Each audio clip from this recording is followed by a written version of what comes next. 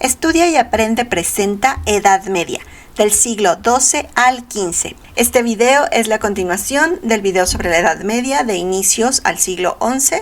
Aquí te dejo el enlace donde puedes verlo si es que aún no lo revisas. Ahora entramos al siglo XII. Fue muy importante porque en él comienza la transición a las monarquías feudales que después nos van a llevar a la consolidación de los estados modernos. En este siglo se mantenía la clásica división estamental de la sociedad feudal. Tenemos a los oradores, que son los que rezan, es decir, la gente de la iglesia, los bellatores, que son los que combaten, y los laboratores, que son los que trabajan. Ahora, los bellatores eran la nobleza, no solamente los que combatían, sino toda la nobleza, que es como la encargada de poner el orden y de cuidar al resto de los ciudadanos. La aristocracia cimentaba su poder en la propiedad de la tierra. Todo se heredaba al primogénito, así que los otros hijos de los aristócratas solían entrar a la iglesia o se convertían en caballeros, pero todos ellos tenían privilegios jurídicos y sociales. Dentro del clero y también dentro de los caballeros, pues había diferentes rangos. En el clero, por ejemplo, los miembros del alto clero eran obispos o canónigos y ocupaban altos cargos en la iglesia, mientras que el bajo clero administraba las parroquias menores y solían tener pocos ingresos. Aún así, eran más privilegiados que el resto de los grupos. En las ciudades surgieron los burgueses, un grupo social dedicado al comercio, a la manufactura y a la banca. El incremento de la actividad comercial permitió la circulación monetaria que fue sustituyendo al trueque. Las ciudades se convirtieron en el centro de la vida económica y política de Europa occidental. La iglesia no quería perder su poderío, así que empezaron a construir escuelas urbanas para mejorar la formación intelectual de sus miembros, y los monasterios dejaron de ser tan importantes. Los monasterios estaban alejados de las ciudades, alejados de las personas, estaban dedicados exclusivamente para los monjes, y se dan cuenta de que con el surgimiento de las ciudades, pues necesitaban estar presentes en la vida de las personas, así es que se empezaron a instalar en las ciudades también. Para inicios del siglo XII progresó el poder público y se desarrolló el derecho. La sociedad sufrió una profunda transformación. Los estamentos sociales se transformaron porque aparecieron numerosos oficios, aunque los nobles seguían siendo los más privilegiados. Después venían los súbditos libres, compuestos por los burgueses, los profesionales que desempeñaron nuevos oficios y actividades urbanas en general.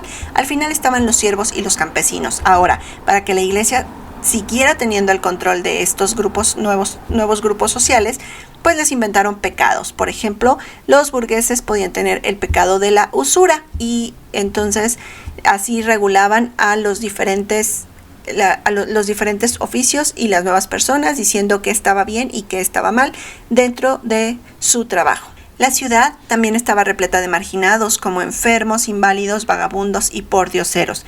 La iglesia se ocupaba de ellos mediante las limosnas que recibían de los ricos y nobles. No se buscaban soluciones definitivas para mejorar la vida de estos marginales, solo les calmaban el hambre y les daban un lugar de descanso. También les hablaban acerca de la palabra de Dios, porque en la palabra de Dios se especificaba que ser pobre era un designio divino. O sea, Dios quería que fueras pobre o era un castigo a tus pecados, y así mantenían a las personas sojuzgadas. El desarrollo del comercio permitió un crecimiento económico y avances en el sistema de crédito, registros contables, banca y asociaciones de comercio. Los mercaderes adquirieron conocimientos de diversas lenguas, sistemas monetarios, precios y medidas, y se comenzaron a crear centros educativos para que las próximas generaciones aprendieran latín, cálculo y todo lo relacionado con el comercio. Las primeras escuelas eran de la iglesia, pero para mediados del siglo XIII ya había escuelas laicas y se crearon universidades como la de Montpellier y Oxford. Llegamos al siglo XV, la época de fragmentación del poder que determinó las nuevas formas del Estado en la Baja Edad Media. El principal conflicto del siglo fue la llamada Guerra de los 100 años, que es una serie de batallas entre Inglaterra y Francia. También fue un siglo de grandes epidemias. Estos dos hechos provocaron una disminución en la producción agrícola y una recesión económica. Pero culturalmente fue un siglo en el que aparecen las primeras características del Renacimiento. Se inicia un nuevo pensamiento en Italia. Aparece el mecenazgo, la curiosidad por la cultura clásica y el intelectualismo. Se cuestiona la teología y se habla de una nueva concepción del mundo y del hombre. El siglo XV marca el fin de la Edad Media y el nacimiento de la Edad Moderna. Durante los siglos XIV y XV, los monarcas europeos buscaron centralizar el poder con el apoyo de la burguesía, para así disminuir el poder de la Iglesia y la nobleza. Las innovaciones culturales como la imprenta permitieron la difusión de todas estas ideas por Europa.